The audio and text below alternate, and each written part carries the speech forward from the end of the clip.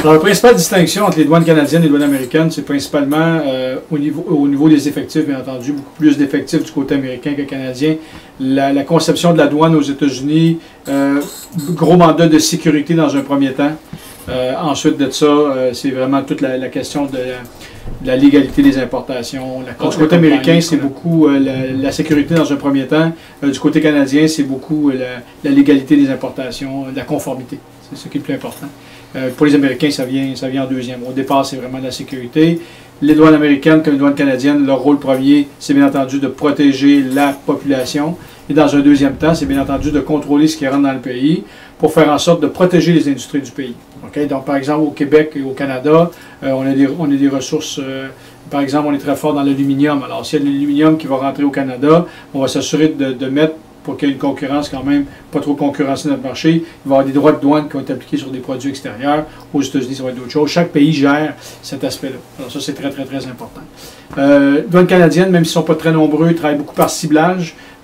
C'est ça. Donc, ils vont toujours s'assurer dans les documents, dans les documents que vous recevez, ils vont toujours s'assurer de vérifier, voir les intervenants. Même dans certains cas où ils vont mettre la main sur les lettres de crédit, quoi que ce soit, ou même s'assurer maintenant de savoir qui est la banque ou les banques impliquées dans les transactions.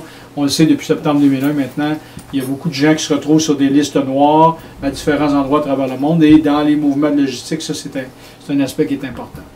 Un aspect qui est extrêmement important, et je vous dirais que si les entrepreneurs québécois et canadiens qui regardent la capsule, c'est extrêmement important de comprendre que, bon, vous savez que pour rentrer des marchandises au Canada, vous devenez l'importateur légal. La majorité d'entre vous, si vous le faites déjà, vous allez vous occuper vous-même du dédouanement, donc vous devenez l'importateur légal. Quelqu'un qui veut importer quelque chose au Chili va laisser l'importateur chilien s'en occuper. En Afrique, en Afrique du Sud, par exemple, c'est le même rôle. On a un avantage au Canada, étant donné que nos économies avec les Américains sont assez intrinsèques ou assez imbriquées les unes dans les autres. Les Américains ont donné un privilège aux entreprises canadiennes qui se conforment, bien entendu. Ils peuvent devenir ce qu'on appelle des Importer of Record, le fameux IOR. En français, on dit un importateur de record. C'est-à-dire, je peux être à la fois, prendre mon produit canadien et être l'exportateur du Canada, mais également aussi, du côté américain, importer. Donc, je peux jouer les deux rôles en même temps. Et donc, à ce moment-là, c'est nous, l'entreprise canadienne, qui avons signé une entente avec un courtier en douane américain. On va prendre un cautionnement aussi par rapport à ça. Et ce qui va arriver, c'est que lorsque la marchandise se présente à la douane, par exemple, si je vends à Home Depot ou à Walmart, je peux rendre ça fluide dans le sens que eux n'ont pas besoin de s'occuper nécessairement des tracasseries, du dédouanement et des frais. Je vais les prendre à mon compte.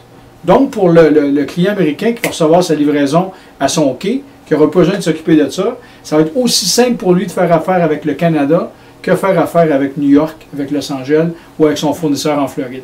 Alors, ça nous donne un gros avantage. Et je vous dirais que dans les 10 dernières années, beaucoup d'entreprises québécoises ont utilisé, et canadiennes ont utilisé cet aspect-là de l'IOR à notre avantage. Alors, bien entendu, on le sait, on est une population de 8 millions d'habitants, à peu près au Québec. On est condamné à exporter. Ce qu'on fait pour garder notre niveau de vie, on doit exporter le plus possible. Et ça, c'est vraiment une carte avantageuse. On a un accord de libre-échange avec eux. On a un accord de libre-échange avec beaucoup de pays, beaucoup d'Amérique latine également. Et également, maintenant, celui qui s'en vient avec l'Europe est extrêmement intéressant. Donc, il y a cette particularité-là avec la douane. Discutez avec votre transitaire, discutez avec votre courtier en douane, puis qu'il vous explique. En passant, il est possible que votre courtier en douane canadien n'ait pas la licence pour être courtier américain. Donc, assurez-vous que vous travaillez avec les personnes qui ont les permis, ont l'autorité pour le faire.